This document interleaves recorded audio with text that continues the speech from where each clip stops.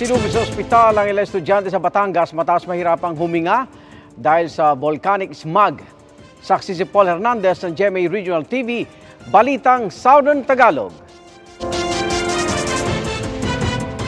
Nahilo, nahirapang huminga at sumakit ang lalamunan ng grade 8 student na si Sabrina. Kwento niya, nag-e-exam siya sa Bayorbor National High School sa Mataas na Kahoy, Batangas nang mapansin ang volcanic smog o VOG sa paligid mula sa Bulkang Taal kaninang umaga. Nung palabas na ho ako, doon na ho ako nakaramdam nung pagkahilo. Tapos yung para pong natutumba, tapos nanginginig po.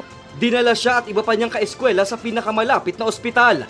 Kahit mga guro, nakaranas din ng pananakit ng lalamunan at dibdib. Kinansela na rin agad ang klase.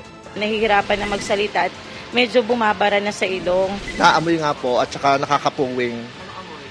Naamoy ang supring nga daw po. Yun din po ang dinadaing ng ibang mga kasamahan ko sa trabaho. Inoobserbahan pa sa mga ospital sa bayan ang ilang estudyante, pero marami na rin ang na-discharge. Siguro nga, nadala din na sobrang init ng panahon.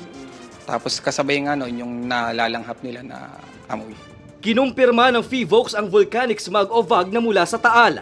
Nasa 2,000 meters ang taas nito, pero mababa pa naman daw ang bilang ng volcanic earthquakes. Nasa alert level 1 pa rin ang bulkan. Yung types of earthquakes, tinitignan po natin. Ground deformation din po or pagbulwak or paglubog ng lupa sa loob ng bulkan at sa labas ng bulkan, tinitignan din po natin. As of now, wala naman po tayong nakikitang pagtaas ng aktibidad ng Bulkang Taal. Para sa GMA Regional TV, Balitang Southern Tagalog at GMA Integrated News, ako si Paul Hernandez, ang inyong saksi. Mga igan, samahan nyo kaming saksiyan ng mga balita. Mag-subscribe sa GMA Integrated News sa YouTube. Para sa mga kapuso abroad, samahan nyo kami sa GMA Pinoy TV at sa www.gmanews.tv.